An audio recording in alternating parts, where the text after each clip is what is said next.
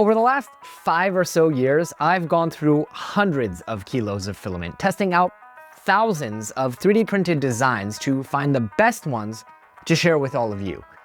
And sure, some of them do end up collecting dust once the excitement fades, but others have become truly indispensable, functional objects that I couldn't live without. So in this video, I'm gonna share my absolute GOAT 3D prints, the top 1% of both new and all-time favorite designs that I continue to use every single day. And I'll help you sift through the countless different remixes and variants of the same thing to help you find the best, most well thought out version that you should actually print. Let's get after it. We're going to get things started with far and away my favorite category of 3D prints: organizational accessories. This first print is one that I actually print so frequently, both around the house and the studio, that it was actually the impetus for this entire video. It's this threaded and knurled container design, which I think is originally by Engineering Aesthetics. Now, I've probably printed like 50 of these in various different sizes over the years, and to this day, I do use these containers to organize all sorts of things in my life.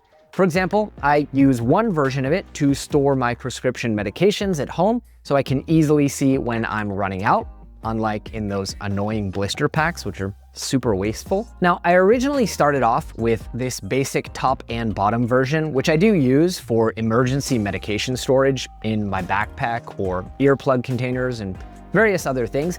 But I soon discovered TinkrMakr's design, which has a modular top, bottom, and middle segment. So you can actually use it as compact multi-compartment containers that go with you everywhere you need to go. But even if you don't have prescription medications like I do, these are great for everything from kids' pacifiers to hardware storage and much, much more. Heck, I recently saw a few similar designs from LV3D that are available in your favorite tool brand's colors and logos, which is very cool, especially now that channel filament sponsor Polymaker is offering their HT PLA glass fiber in those same tool brand colors that we know and love. We'll go ahead and link some of the most popular variants of this knurled container in the description below, alongside all of the different prints that I am going to be featuring in this video. Up next, let's take a quick look at one that's never actually made it into any of the past videos in this awesome print series, but which I have been using every single day for, gosh, probably like 4 years now. It's a simple honeycomb that you mount to the wall with complementary keychain bits and covers to hide the screws. Now, I'm pretty sure there are a lot of models out there like this one, but I personally like this particular variant. And yeah, it's a pretty simple idea. When you walk in the door, you plop your keys in instead of dropping them on the nearest flat surface. Personally, I find that this has a lot more character than your normal keychain hook. I also love how the designer of this particular variant made use of bridging inside the keychain holes to save you from needing supports. Really smart idea. Now, since installing this thing years ago, my wife and I have completely broken that terrible habit of leaving our keys all around the house. And that saves us a ton of time trying to find our keys in the chaos of getting our kids out the door in the morning. Now, don't get me wrong, there's still plenty of chaos, it's just not from lost keys. Now, directly alongside our honeycomb key organizer, you may have noticed this useful modular sunglasses shelf by Waxpoetik. I had previously tried a bunch of different models, including some that I'd remixed on my own for mounting sunglasses, but in the rush of hands full of bags, chaos of coming and going from the house, we would always knock down at least one pair of sunglasses every time we reached for them. Now, originally, this was intended as a freestanding shelf, but I liked the modular idea so much that I just modeled in some counterbore holes in my CAD software and turned it into a wall-mounted solution. Which reminds me, I really need to upload my remix before we publish this video, but I think I'll remember. What I love about this solution is that it's sturdy, it doesn't allow you to knock down other pairs while you're trying to access one pair, and it's completely modular. So put up as many pieces as you need, or if your wife is as addicted to buying sunglasses as mine seems to be, add more shelves as you need them. There's even an extended remix out there by P. Mosif if you need something a little bit bigger for your bigger sunglasses. No more sunglasses all over the house, no more searching for a pair when you're running out the door. That's a win in my book. Now, no self-respecting video about the greatest 3D prints of all time would be complete without at least very quickly touching on Gridfinity, the open source design system and lifestyle by Zack Freedman. Now, I assume you all know all about Gridfinity, so I'll just really quickly show you guys all the additional Gridfinity installations that I've created over the years to hopefully help you understand that this system has expanded far beyond the workshop. Check this out. We have Gridfinity in the bathroom, Gridfinity in the kitchen drawers, one of which I really need to redo. We've got Gridfinity in the home office. We've got 4 massive dedicated Gridfinity drawers here in the workshop and recording studio, and an entire rolling toolbox, which I am still working on kitting out full of Gridfinity. Jonathan, you're looking good. Jonathan just got an awesome face paint job. What do you think? I like Gridfinity. Now, another one of my greatest of all time design systems is, of course, the infinitely customizable multi-board ecosystem by designer Jonathan Kobylanski. Now, this is another topic that I've already covered in multiple videos, so we won't go into it too much, but I will say that I continue to expand my setup into what is now probably the second largest multi-board collection in the world. Now, recently I have extended my main multi-boards here in the recording studio upwards by another 25 centimeters or so, and I'm now in the process of creating a long display shelf along the top of one of them. Now, if you haven't checked out Multiboard, I will leave a link to a full video that I did about why I switched to it from the Honeycomb storage wall down below. And actually, on that note, do let me know in the comments if you'd like to see me do a full video where I highlight some of my favorite multi-board models and the ones that I keep using again and again versus the ones that I thought I'd be using when I first started, but ended up just throwing in a basket somewhere. I think that could be a really cool video and save you guys a lot of time and filament if you guys are into it. Okay, so technically the RepRack filament storage system isn't fully 3D printed, but I definitely do use it every single day. And plus, I needed to really quickly explain what the heck a RepRack is for our next item on the list. So RepRack, open source filament storage, phenomenal, love it. We've covered it on the channel before, but if you are still storing your filament on a shelf like a goddamn Philistine, get your act together, man. Now, with that little bit of context out of the way, let me mention these awesome RepRack roller rewinder things by Jerrari. Now, I actually printed these for use with the Enraged Rabbit Carrot Feeder MMU system, and at the time, I printed them with the included rewinding springs inside the rollers. Well, the ERCF ended up being a bust for me, and so I moved on to the Box Turtle. And so I no longer needed that rewinding functionality, and I actually ripped out all of the springs from every single one of these guys. But the reason that I kept these both in the studio and on the list is that they've actually proven to be incredibly useful around the studio. So first of all, I can use them to feed filament directly off of my RepRacks, their original purpose, to any of my nearby printers. But they're also really great in the many situations where I need a sturdy, portable filament holder that isn't going to tip over or add friction. So for example, flexible or fiber-filled filaments, or just when I need to bypass the MMU of a printer temporarily. I just plop one of these down wherever and whenever I need it, whether on a RepRack or on a table. I love that I can use one design for both of those things, and it just gets the job done. My only complaint about this is that it is a little bit wider than it needs to be for most spools, but I'm pretty sure that you could just remix them if you wanted to, especially since I don't actually recommend using it with the little springs inside. All right, another one of my greatest, most 3D printed of all time 3D prints has got to be these awesome cable winders by DFV Tech. Yes, this is another one where there are a million different variants out there, but personally, from all the different ones that I've tested over the years, these are by far my favorite. Now they come in 3 different visual designs, each with 3 different sizes, but I don't let even that limit me. I print these in 100%, 120%, or even 150% scale to accommodate much larger cables. Now I use these for organizing USB cables in my drawers, for shortening the power cables of my studio lights, which are above head right now so that they don't dangle into the frame from the ceiling. I toss these into my bags and much, much more. And I am constantly, as you can see, printing spares just to have extras on hand when I need them. Now, if you are going to print these, a word of warning. You probably want to use stronger filaments because layer adhesion is rather important both on the outer casing and on the prongs. Now, I've had a lot of luck printing these with a good PLA Pro, like Polymaker's Polysonic PLA Pro, but you can also print the outside in PETG. As for the inner winder portion, which will be permanently under load when the cables are wound tight, you can do the same, but you'll probably have a lot more luck with either PETG or for the ultimate durability, a high shore hardness TPU actually works best. Okay, one last organizational one, because as I look around my studio, I realized that I do print a ton of these as well. They're these genius stackable hex bins by Xibit, which I featured in my last Meter 3D Prints video. They come in 10 different sizes, though as you can see, I mostly use the 140 by 200 medium height ones. Now these are great because they're not only sturdy, but also stackable, nestable, and they don't use too much filament.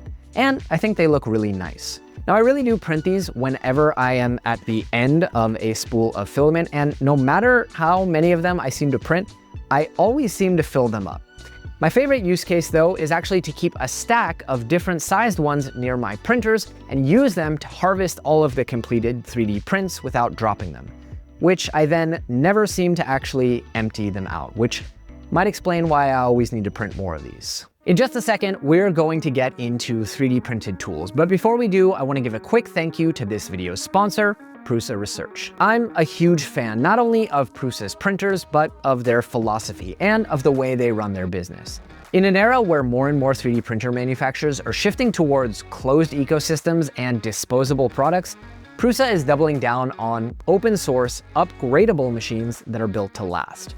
From their legendary Mark IV's bed slinger to the newly upgraded Core 1 Plus, the new Core 1L, or the industry-leading Prusa XL. With Prusa, you get quality, reliability, and 24/7 customer service without sacrificing your freedom or your privacy. So check them out using the link in the description, and thanks again to Prusa Research for making videos like these possible. All right, let's talk 3D printed tools. When you first get into 3D printing, you will quickly discover that a deburring tool is an absolute essential for cleaning up things like brims. Heck, I like to keep one of these near every single one of my printers and on each one of my work surfaces, but I do often misplace them.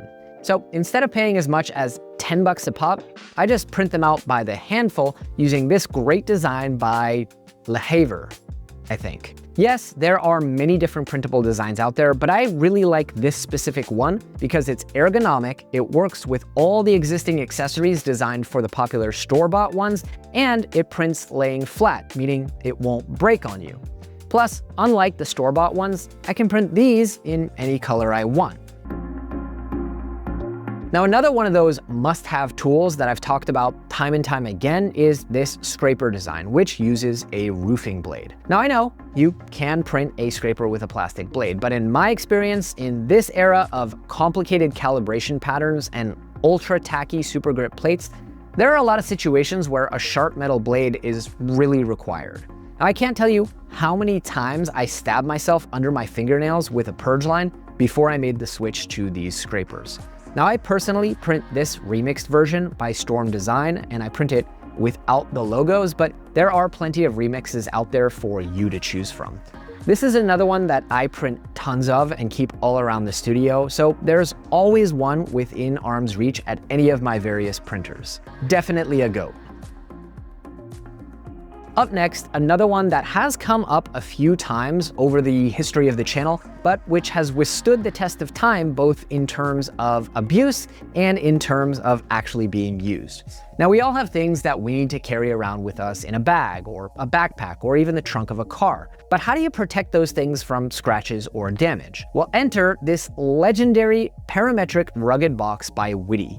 Now, I've used this design as a base for my memory card storage, cases for moving Gridfinity bins between home and work, or a transport case for my Stream Deck, and much, much more. And because it's parametric, you are welcome to use it for storing whatever types of tools or accessories you see fit. Actually, my buddy Dylan over at the Stockpot, definitely check his channel out if you haven't seen it before, recently made a brilliant remix of this design to include everything an on-the-go dad needs for changing diapers. I really wish I'd thought of that when I was still in the diaper changing game. It definitely would have saved me from a lot of shitty situations. Kill me. Now, let's switch it up to the functional home decor and lifestyle prints, starting with a new one that I actually haven't covered before. It's this cup holder by Itawase 3D. As you can probably tell, I am not the kind of person who can actually keep my desk clutter-free, which means that any beverage I place on top of that surface is very much at risk of being knocked over onto my computer. And that's assuming I can even find an empty spot on which to place a drink. Now, the idea of a desk clamp below the level of tabletop cup holder, that's not new. But this design mixes organic and geometric shapes in a unique and attractive way. You do need to print it with a pretty strong material, but if I recall correctly, the creator already has modifiers in the 3MF so that the areas that actually need that strength are already printed with extra perimeters. I still definitely wouldn't print this in PLA because it will creep over time. But once you've got your strong filament loaded, just print it, clamp it to your table, and enjoy. On the topic of beverages, I'm not sure if this specific design is going to be applicable to everyone, but it is one of my most used designs, and I think it might inspire some of you to design similar stuff, so I thought I'd mention it anyways.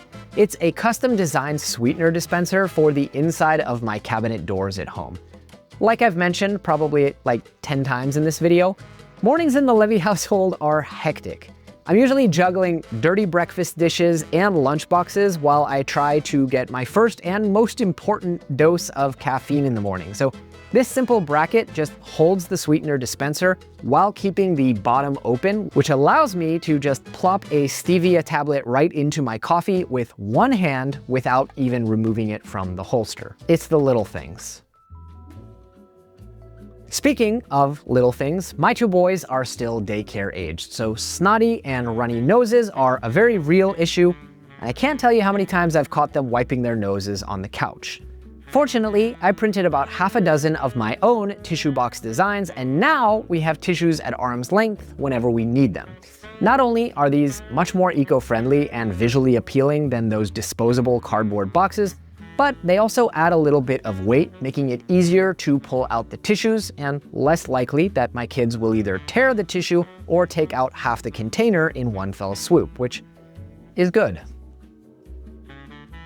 Now, actually, while we're on the topic of the runny nose thing, sorry, but I will mention this quick little print. Basically, I took the aforementioned design and I just printed it out in vase mode with a thick nozzle to place alongside the tissue boxes, because if you spent any amount of time around young kids, you know that even on the very rare occasion that they actually do wipe their own noses, they rarely ever walk the tissue over to the trash can. They just kind of leave it where it lies. So these boxes do get a lot of use around my house, but actually not just for their original intent, which was the tissues. I actually put one of these right next to where we prep food in the kitchen, and it serves as a sort of interim trash can for tossing in things like eggshells while we're still cooking. That way, when you're cooking, you don't have to open the under-sink drawer with your dirty hands a dozen different times. You just empty the interim bin when you're done cooking.